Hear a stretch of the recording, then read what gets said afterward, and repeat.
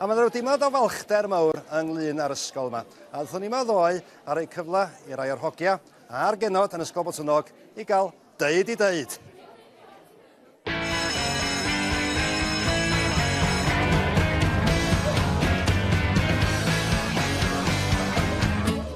Os oes rhywun o Gaerdydd yn ffonio fi ofyn sut le di Ysgol Botwnog, os i'n dweud bod o'n le unigryw ac lle da iawn ond o addysg a chyfle i wneud pethau, fel ffarmio a mynd ar y teledu.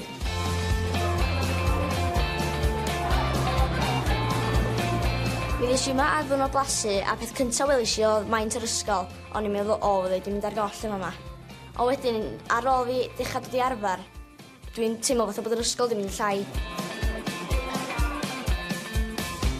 Dwi'n aelod o'r tîm hoci yn Ysgol Botwnog 14 a blwyddyn 7 ac 8. Da ni'n chwarae ers nerbyn lot o ysgolion, ond yr ysgol bwysicau i chyrra bob blwyddyn ydy Ysgol Glan y Môr, Pwllheli. Dwi'n hoff o'r ysgol achos bod i'n lleoliad braf iawn mewn nghefn gwlad ac os ydy llawer o ysgolion eraill yng Nghymru yn nghefn gwlad. Mae llawer o ysgolion mawr yn ganol trefydd a diresoedd mewn cefn gwlad braf distol. Dwi'n cytuno efo chdi fan'na dy Bedwyr, ond dwi'n meddwl bod hi'n ysgol mor hen a bod o sôn lot o ysgolion efo ysgol mor hen a Ysgol Botwnog. Mae yna 4 o aelod o'n teulu ni yn yr ysgol.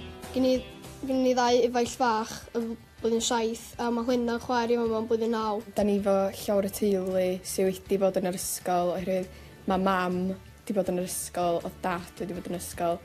A mae gennym ni taid ac hen-nain sydd hefyd wedi bod yn cyn-disgyblion yn yr ysgol.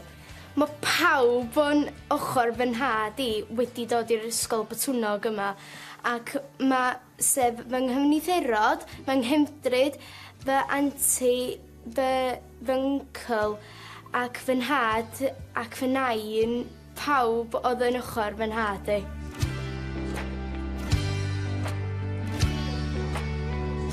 Da ni 2 newydd ddechrau'r Ysgol Botwnog ar ein blwyddyn gyntaf. Mae'n mynd yn gret. Gafon ni groeso gwych yma a teimlo fel bod ni fod yma'n syth de. Dim byd wedi mynd yn wrong fydd yn hyn de.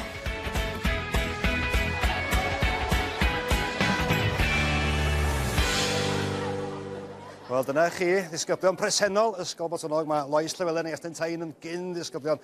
Lois wedi cipio'r fedal ddrama yn Steddfod yr Urdd-leni yn Flint. Wan ta ti'n gorfod dweud mewn chydig eiriau beth ydy dy ddyled di i hen ysgol hogia a genod Llŷn, be fysa fo? Wel, mae'n arbennig achos yn fama nath bod dim gychwyn efo'r diddordeb fi a dwi'n siŵr fydda i siarad ar ran bob sy'n mae heno dweud gwir.